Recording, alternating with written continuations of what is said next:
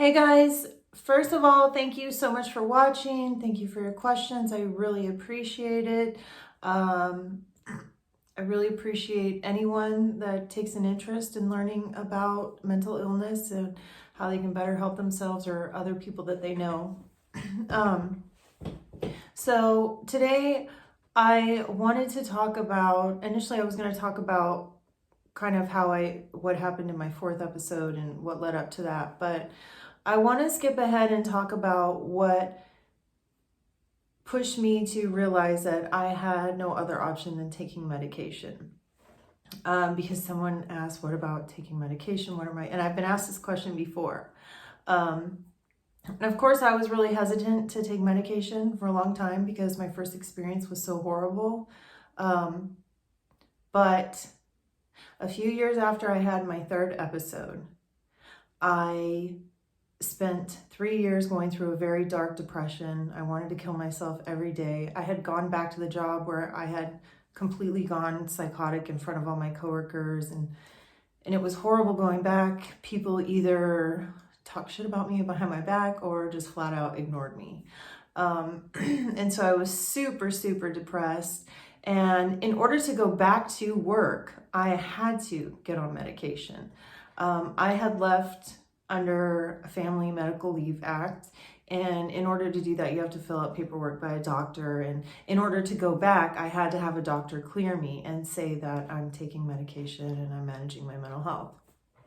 So I went to a doctor and I got put on 10 milligrams of Abilify, which to the best of my knowledge and what I've been told is that's not suitable for someone with bipolar type 1 disorder. And the medication didn't help me at all. It didn't help me feel any better. I was still super depressed. I still wanted to kill myself every day. I had plans to do so. I was buying lottery tickets habitually, I think because I thought if I won, that would be some way out and I would have a better life. And that didn't work. And so I eventually made a life change to where I ended up moving back home again. And it was hard because I was making like a tenth of the money I was making before. I had to live with my parents. I had a new job, which was completely different. And my boss was very, very type A. And she was an amazing boss, but it was a difficult job. And I continued to feel like I wanted to die. I ended up starting to feel better because I had someone very close to me, my now husband, and we ended up getting married. Shortly after we got married, I went manic again. And this time I called the cops on my husband repeatedly, claiming that he was beating me when he wasn't. I thought he was trying to kill me. He was told by the police, if you don't get a restraining order against her, we're going to arrest you the next time we show up here.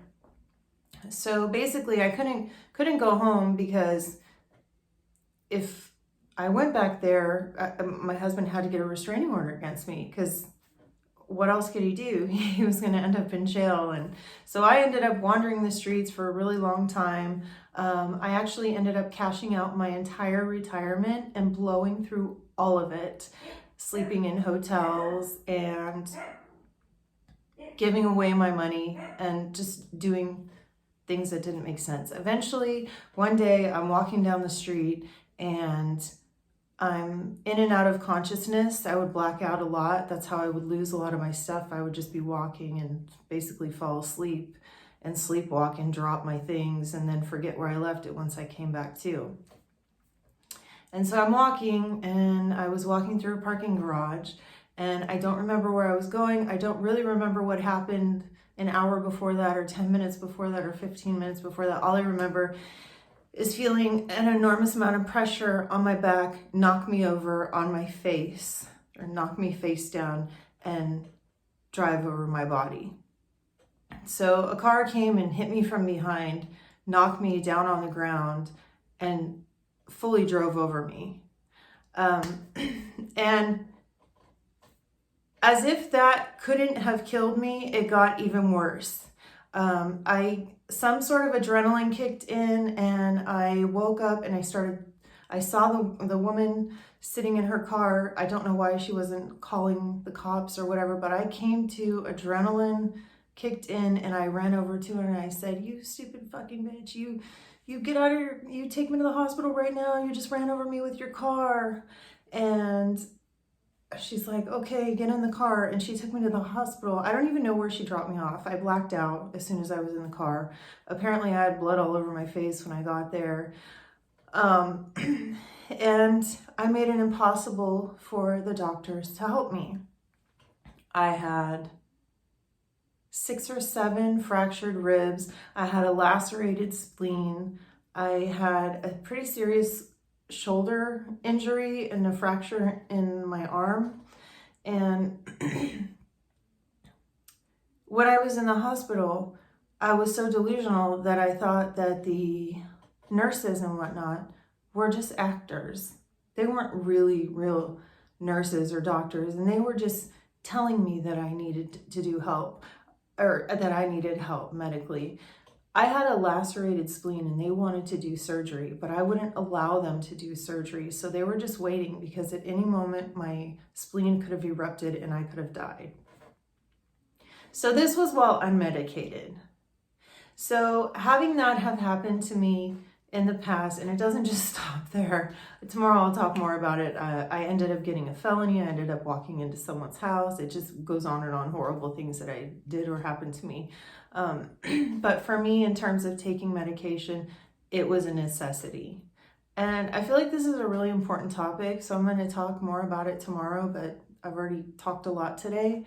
But I definitely want to talk more about medication, and when I think it's definitely necessary, and when I think maybe it's up to the individual in terms of if that's their only option.